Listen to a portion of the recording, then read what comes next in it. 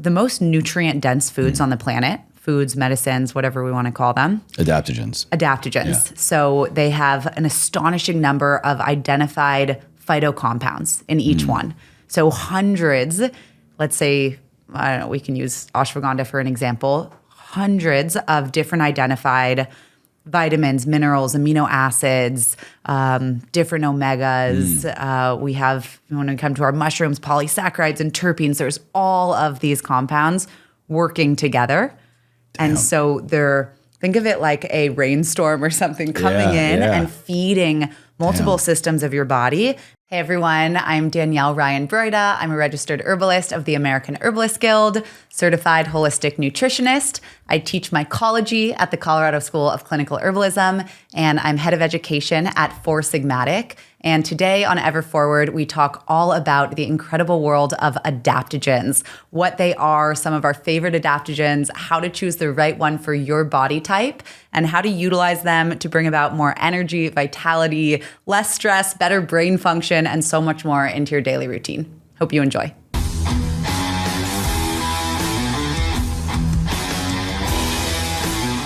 Welcome back. Thank you. So good to be with you. I get so excited to see you every time, and so excited just to be a sponge of your expertise and what you do and the whole team and crew over at Four Sigmatic that I've just been lovers of for years.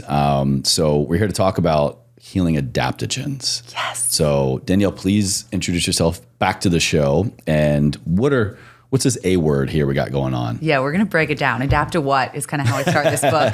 Adaptogen. But I'm really excited about this adaptogen boom that's happening. And there's a lot of confusion. So we're seeing this word all over the place. There's all these blogs. People are adding adaptogens in. Dove just did an adaptogen line, the like soap topical, company? the soap company. And then we're seeing like gummies and gas stations. So there's a lot of adaptogens kind of infiltrating all these places, and yet it's creating a lot of confusion. There's a lot of sketchy marketing and using the wrong thing and the wrong part and not effective doses. And so the goal with this book and this conversation is how we can really clear the air, have people go away with what adaptogens are, what do I look for, how do I use them so I can reap the amazing benefits that they can offer us if you source them properly. So let's define the terms. We'll get all what's into an adaptogen? An adaptogen is a umbrella category of plants and fungi that help your body in many ways. There's 3 characteristics that qualify something as an adaptogen. Before we get into it, a broader way to think about them is think about herbs that you use to fall asleep. We were talking about this earlier. Nervines, relaxing herbs, stress supportive herbs. We put these in a category called nervines, right? This is like our lemon balm or lavender or passion flower, right? There's herbs that kind of directly relax our nervous system. Chamomile, absolutely. Matricaria, one of my favorites.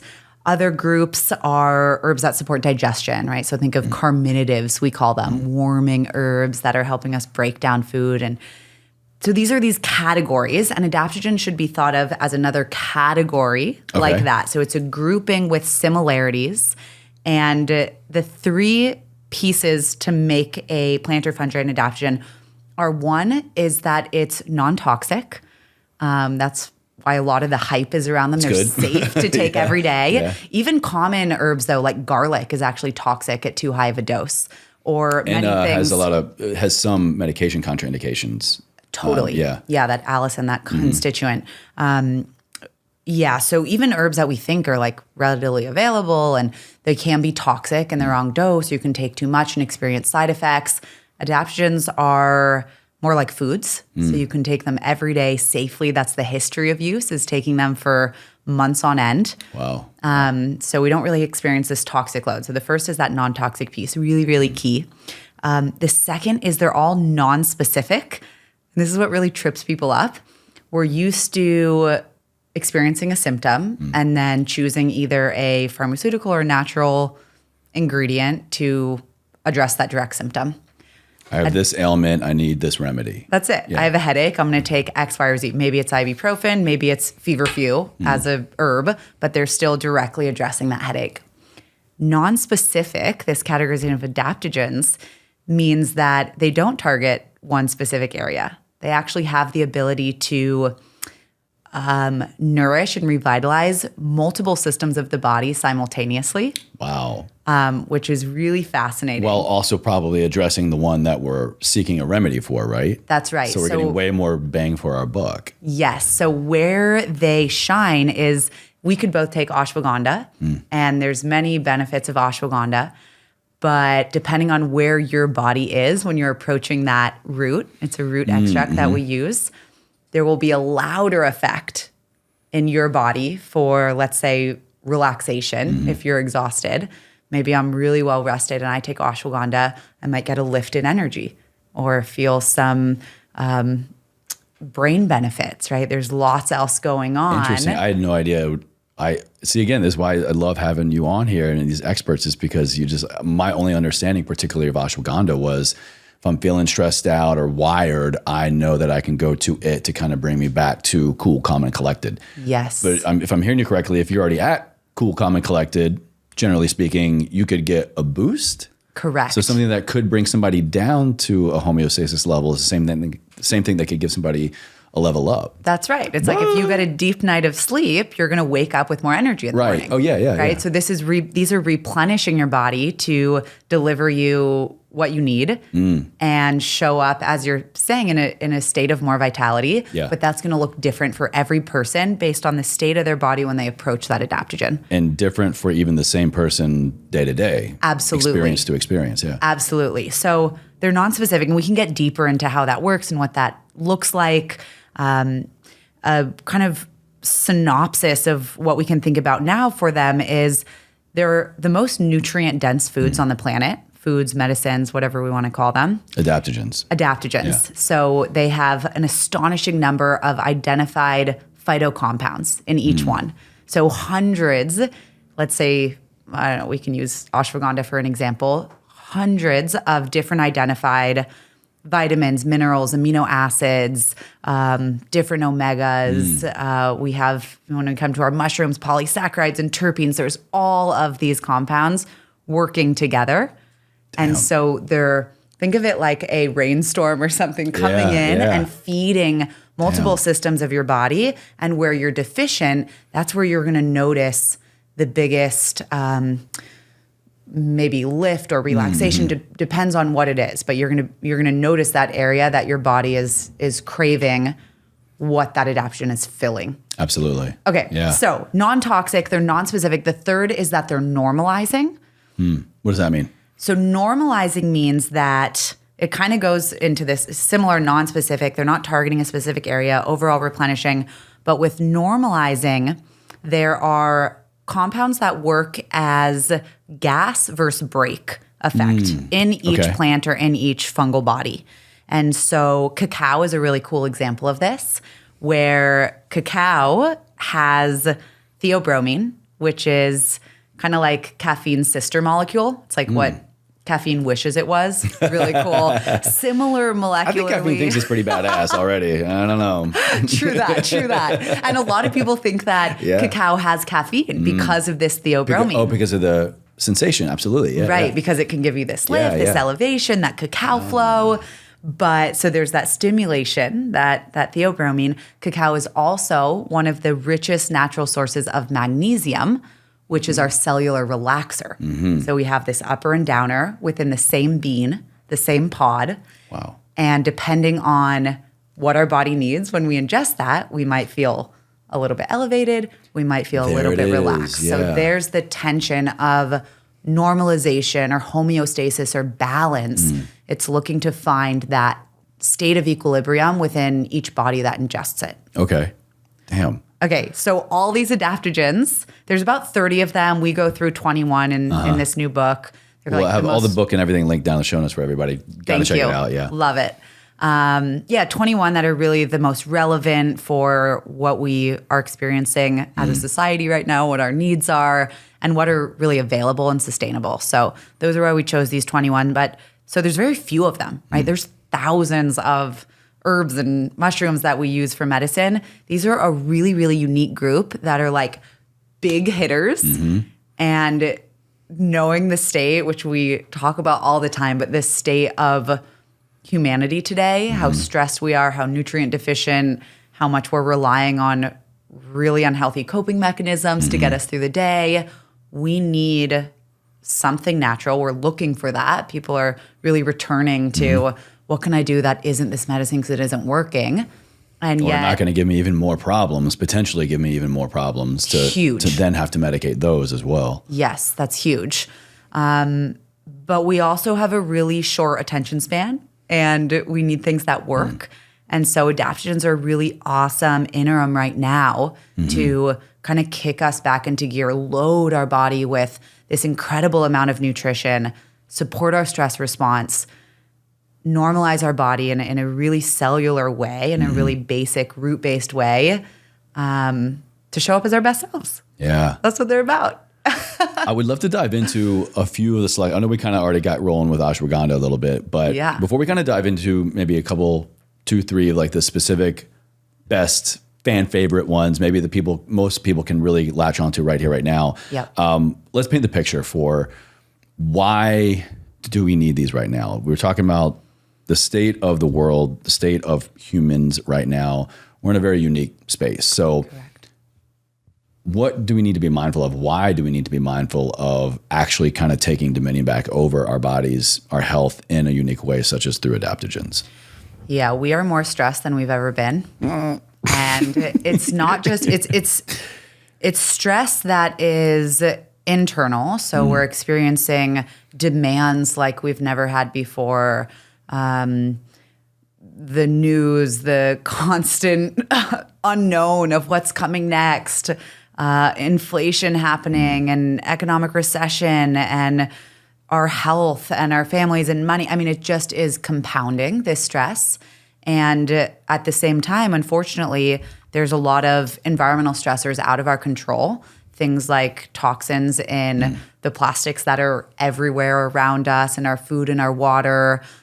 So that stress piece is really huge. Microplastics, sorry to cut you off right there, but like Please. That was a thing that I learned about to a level that I probably regret of just like, it's like there's no going back into the box once Pandora's out, you know? And last year I really kind of was learning a lot more about specifically fertility, male and female, but particularly male fertility and then just fertility overall.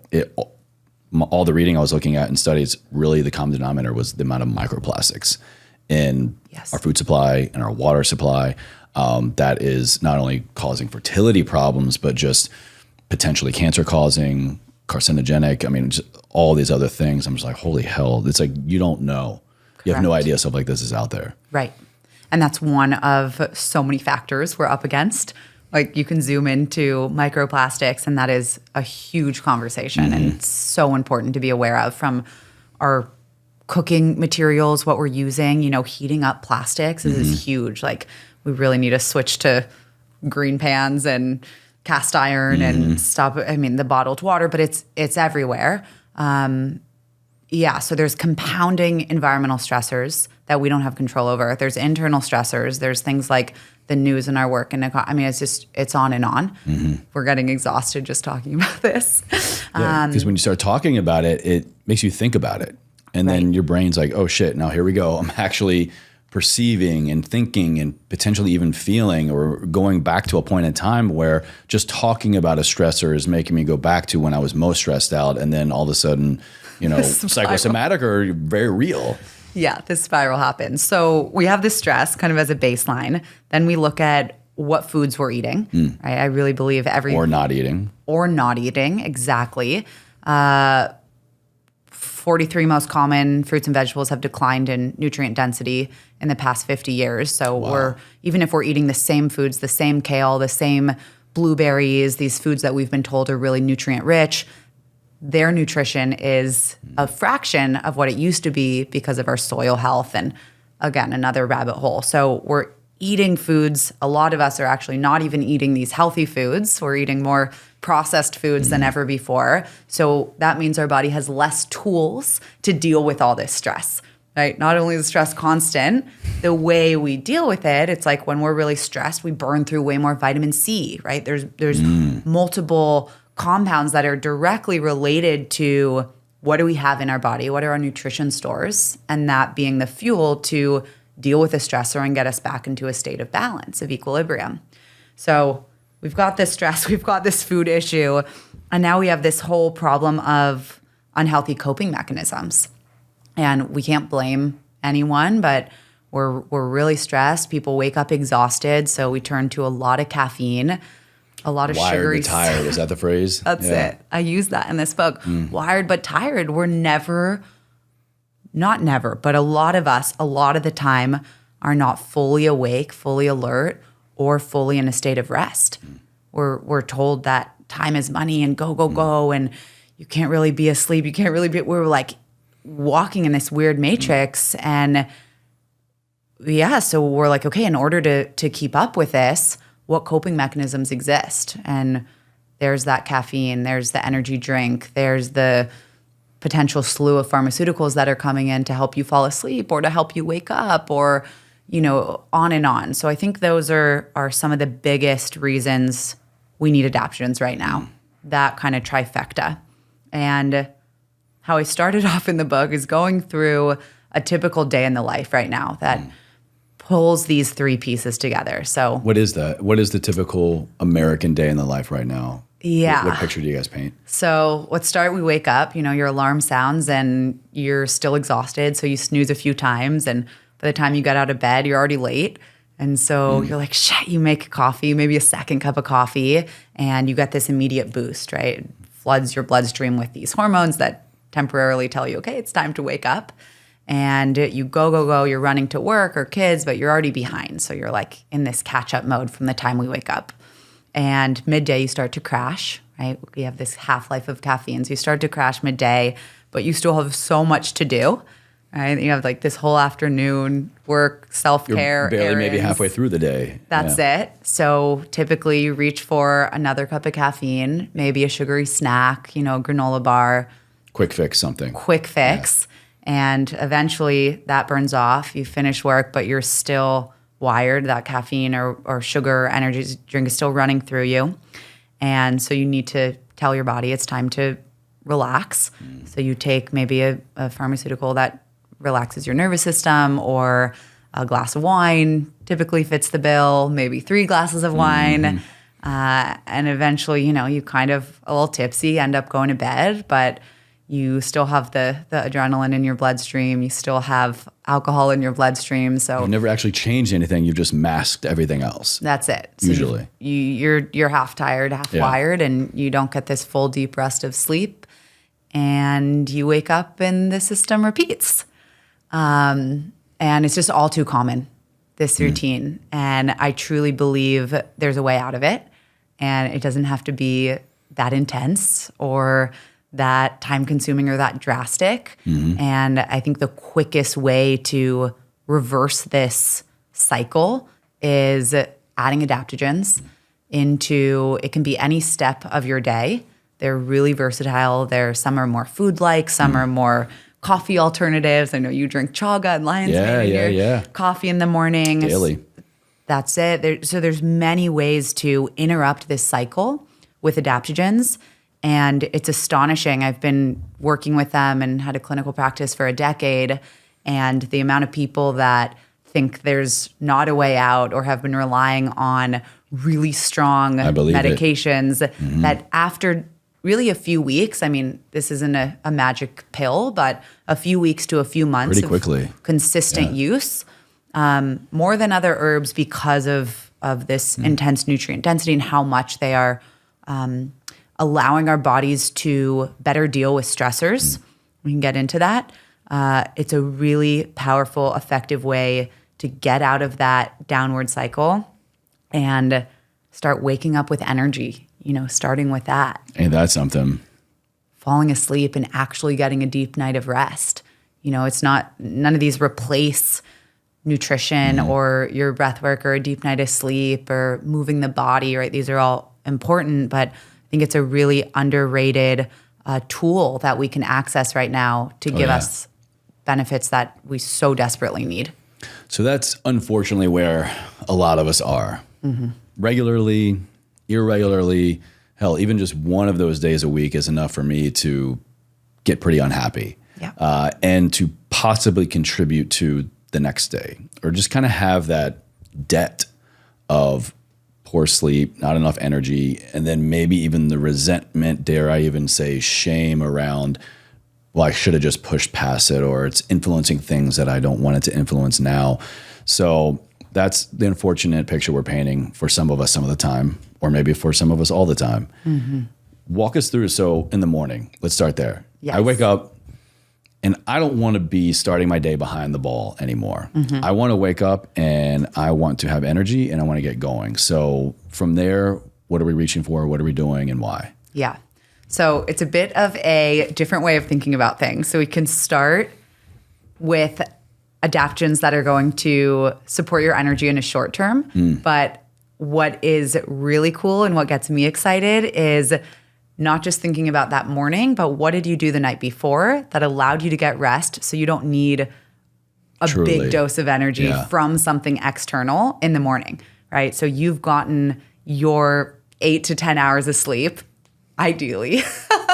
I'm pretty much there. Yeah. Amazing. Sleep is my number one priority. Amazing. And refuel, I mean, we could talk about sleep the rest of the day, but that's, okay, so if you're getting a good amount of sleep, right, you wake up and you have your highest cortisol levels.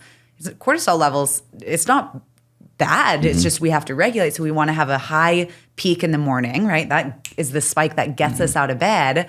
And then maybe you don't need a ton of caffeine, but there are adaptogens that can support in that interim. So it was kind of funny trying to classify the adaptogens in this book, because the way that we think about all sorts of herbs and mushrooms and allies, to bring supplements is, I need energy. What do I take for energy? Yeah. I need sleep. What do I take for sleep? And adaptogens are literally Let's go back a little bit further. They're like, don't put me in a box. Like I can't. I'm not going to do that one thing. Yeah. And so, why I'm dancing around the question is, we can talk about, this is an adaptogen you can take and expect to feel an energy boost, but it's going to be very different from the type of energy boost you're used to.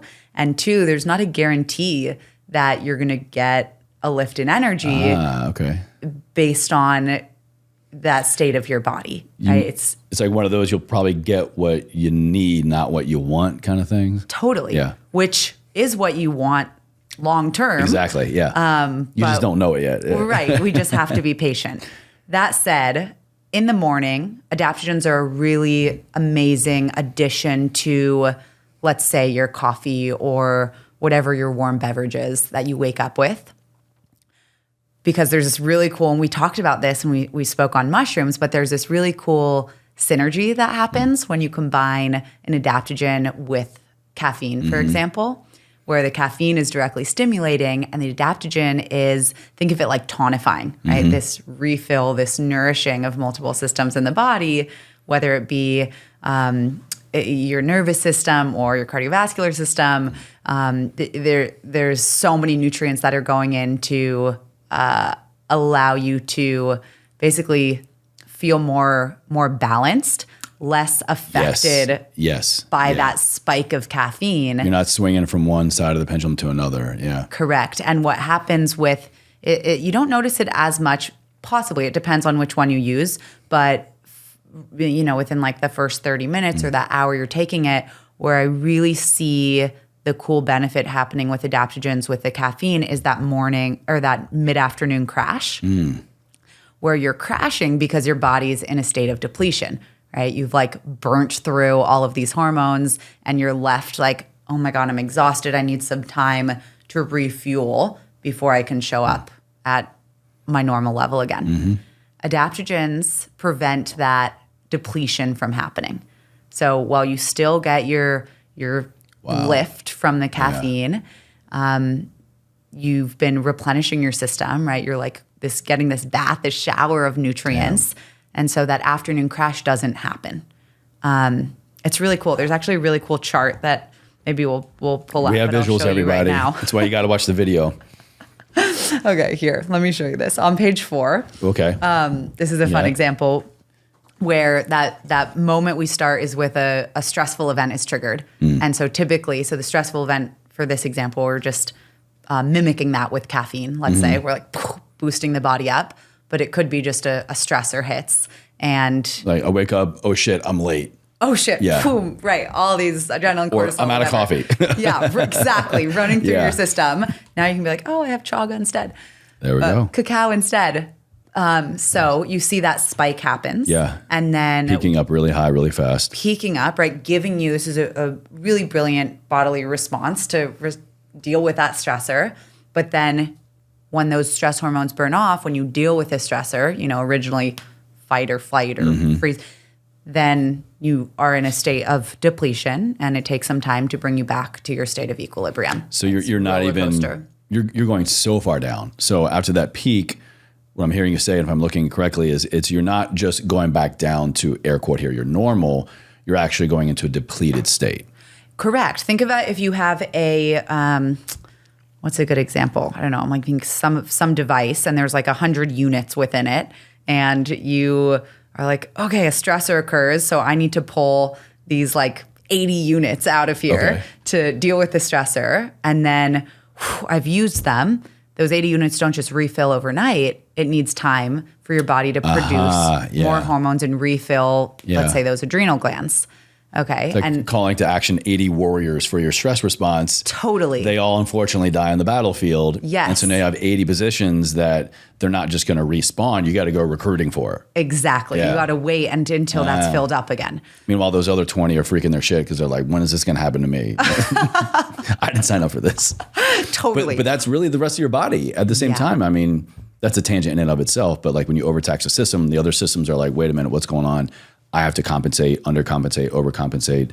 100%. It's a mess. Yes. And when stress is involved, almost all systems of our body are on board. It's like our respiratory system, we start breathing heavier. Our cardiovascular system, right? We're sending quick glucose into our bloodstream, so we have more quick energy to deal with things. Like everything is on board.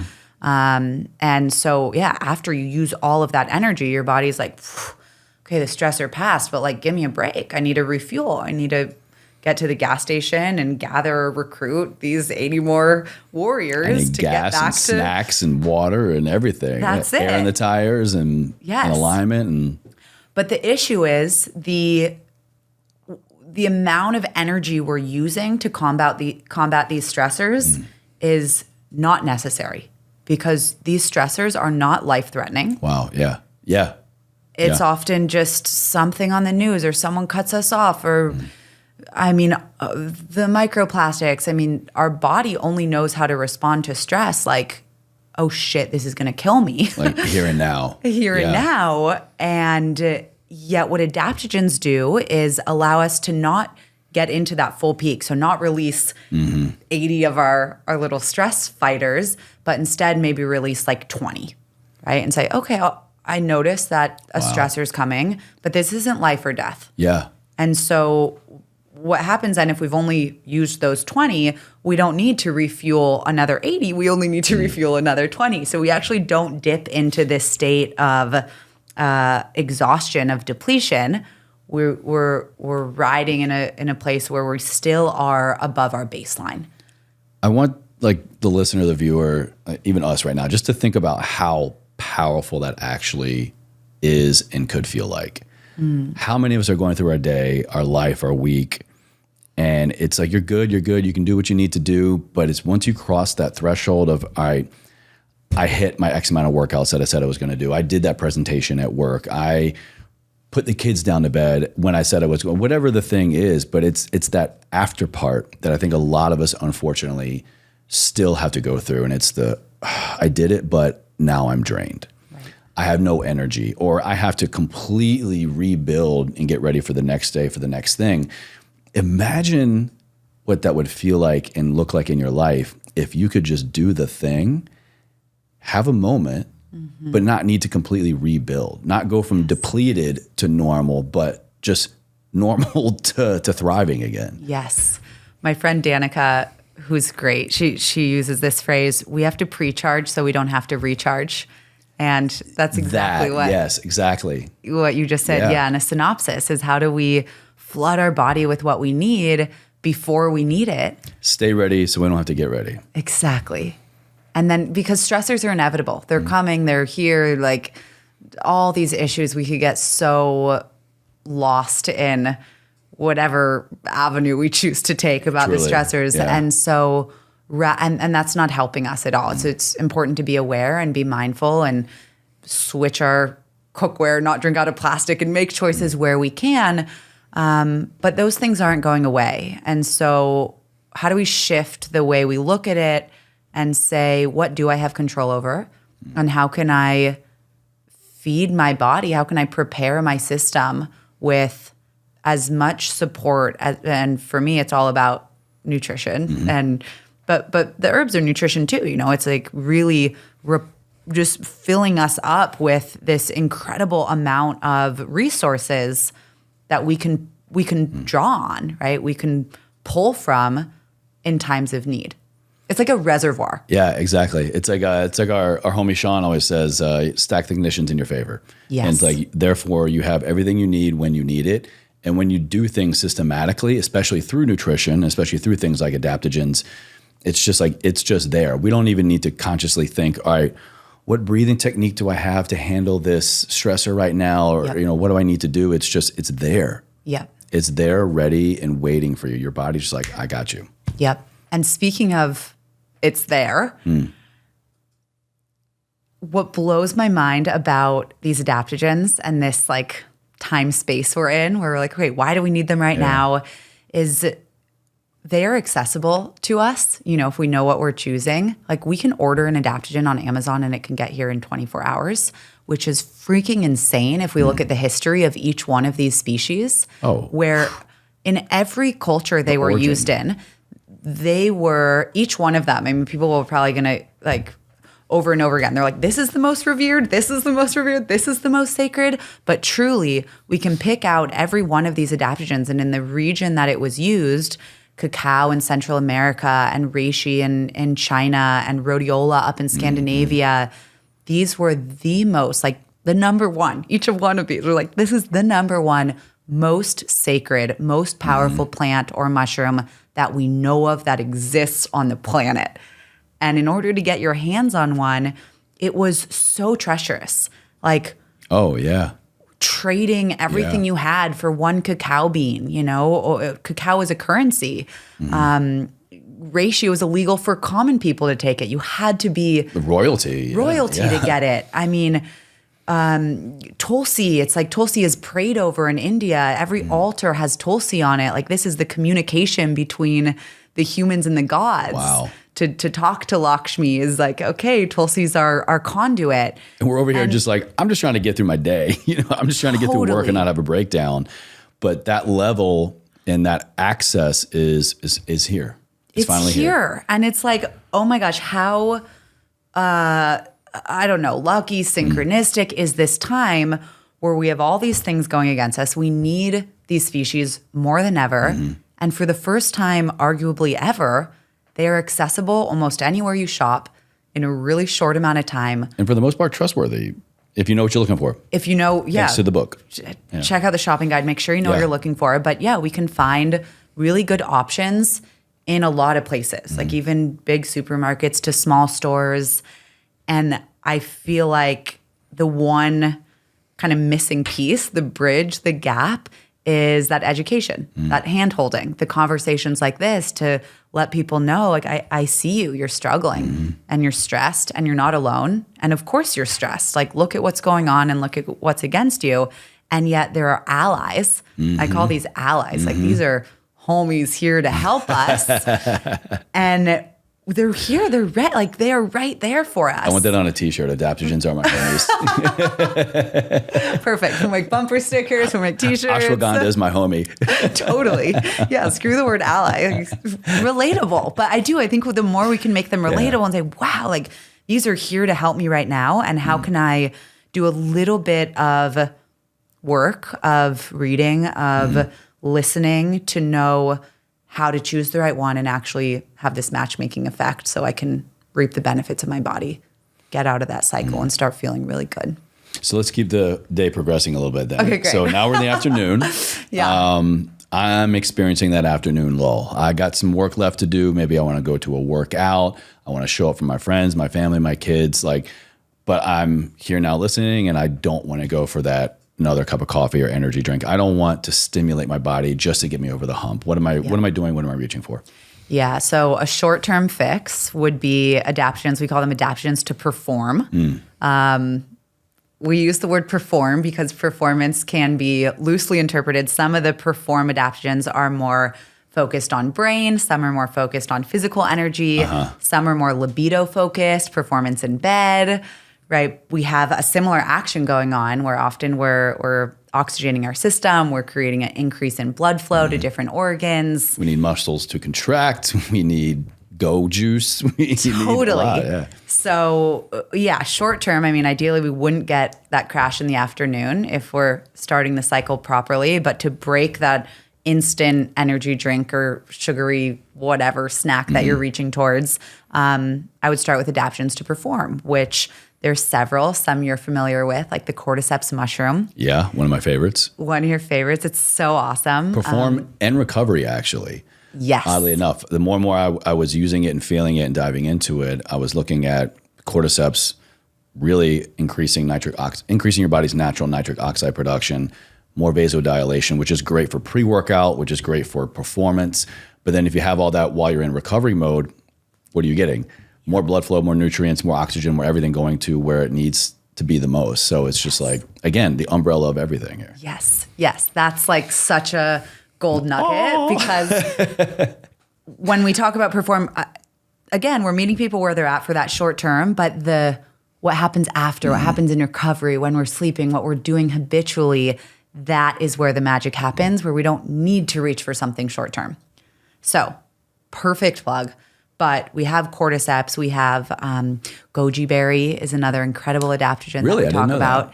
Yes, goji's in here. We have maca root.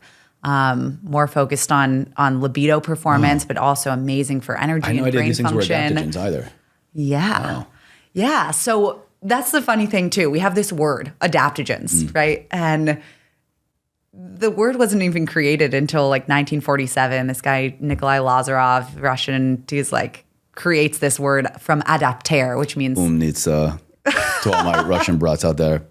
Umnitsa maladets. Yeah, shout out to the Russian scientists. They really pioneered like adaptogens as we know them today. Well, we get chaga from them mostly, right? Most of the chaga comes from Siberia, right? Yeah, totally. Yeah, there's some chaga that grows in Canada and other birch forests, but primarily, Siberia, Russia. What an example of that. I mean, if you can survive in Siberia, I want some of what you got going on. Yeah, totally. And part of the survival was using some of these adaptogens.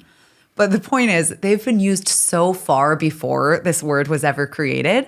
So you're like, oh, I didn't know that was an adaptogen. Yeah. It's like, we just made it a thing now. Yeah, who's to say? Like reishi has been used 5, maybe 10,000 years, depending on what text you're looking at. Each of these has this deep, deep, deep history.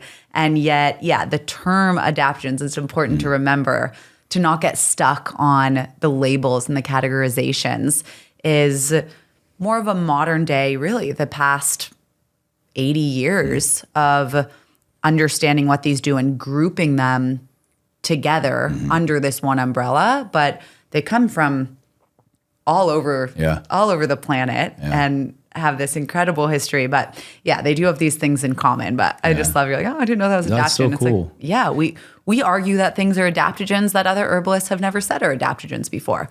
I'm like, cacao, we argue cacao is an adaptogen. And here's why. This is how it's non-toxic. This is how it's non-specific. This Fits is how all it's these other amazing criteria. Right. Yeah. So it's malleable.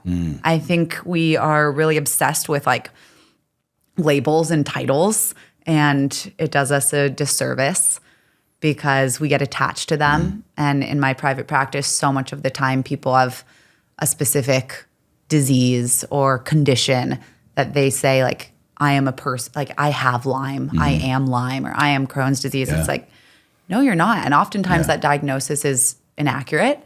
And then they forget to treat their body. Instead, they're treating that label. And forget that you're just a human experiencing these symptoms. Exactly. You forget the rest of you, unfortunately, in that process. Yeah. And then when those symptoms go away, who's to say you have X, Y, or Z? Right. So I would never say like, oh, I've cured this or this is totally gone, but really stripping away these identities and these labels and saying, okay, Chase, what are you experiencing? What are your symptoms every day? And let's look at that and look at why they're there. And then working on addressing them from the root of where they're coming from, which adaptogens can be really good at, right? I often recommend like starting with more of the gentle adaptogens because they do exist on this spectrum.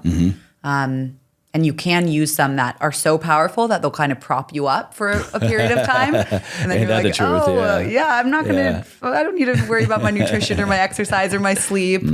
So really, really critical to know that this is like part of, but not the whole pie of your healing experience. Cool.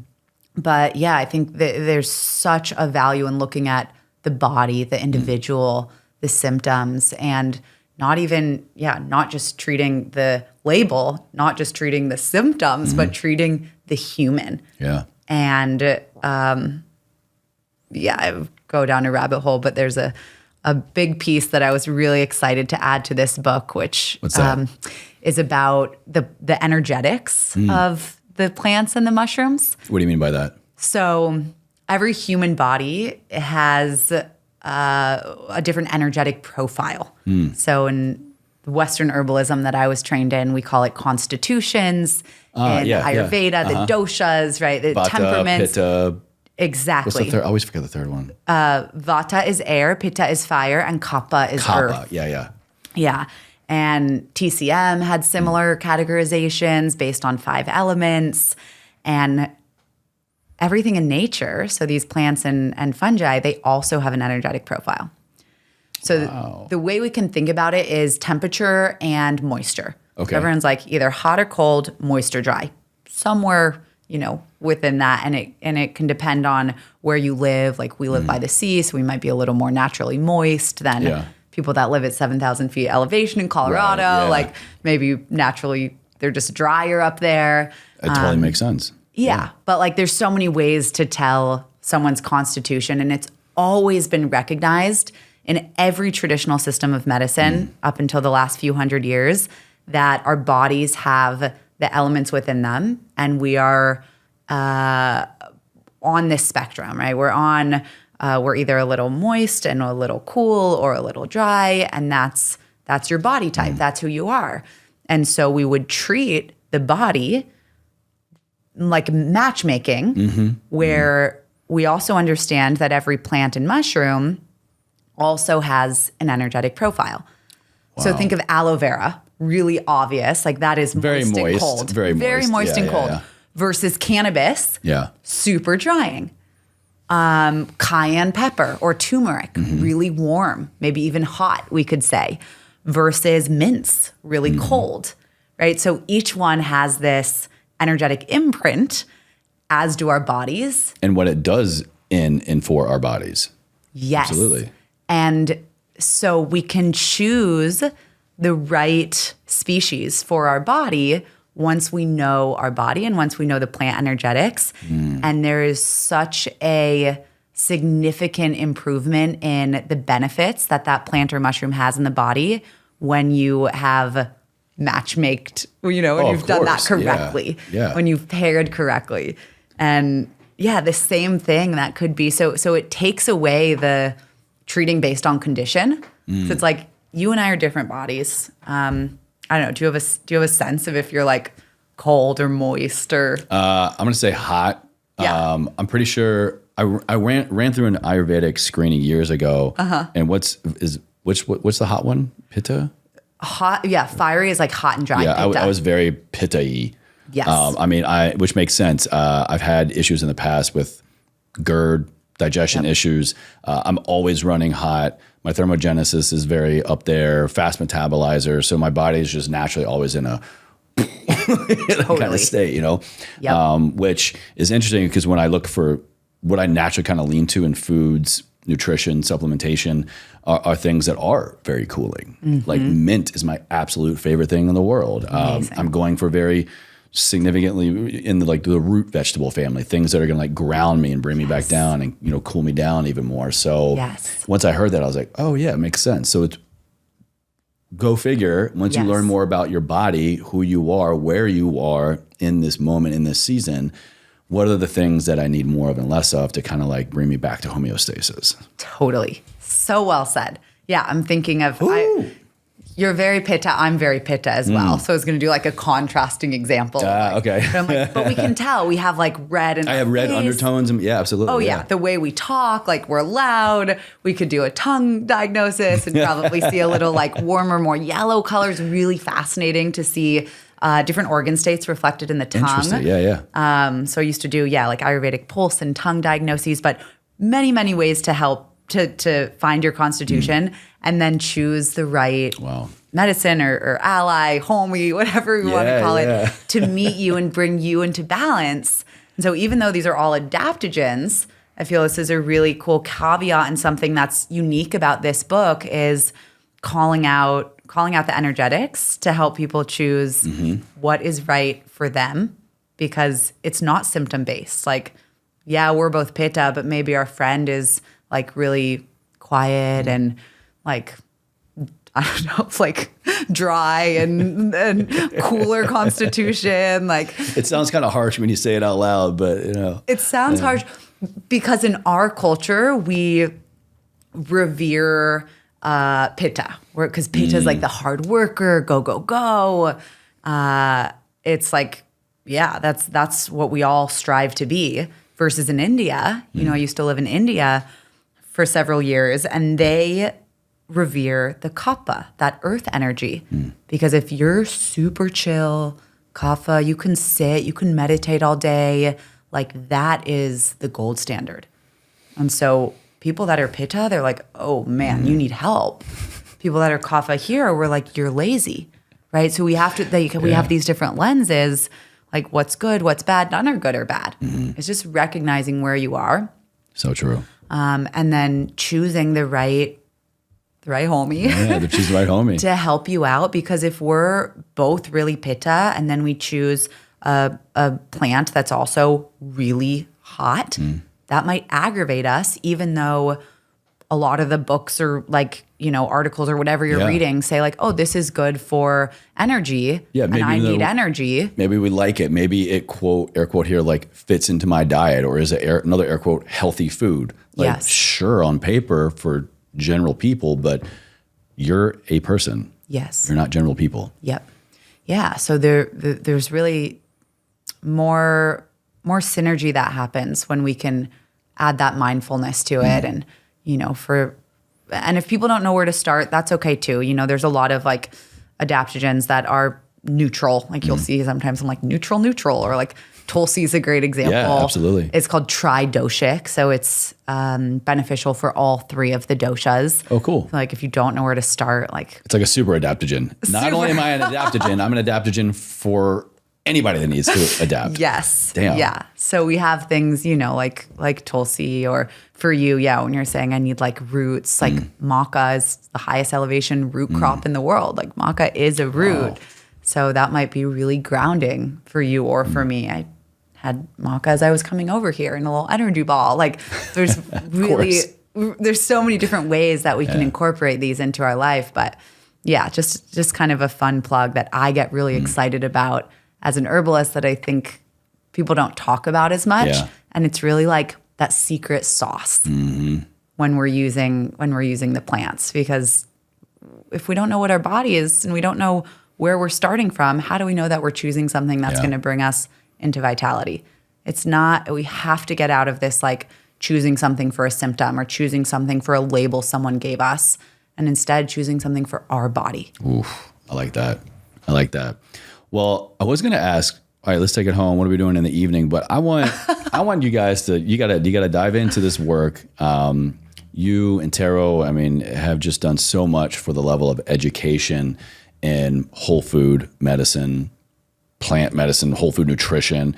So I'm so happy for you guys in getting this out there. I'm going to nerd out hard over this book.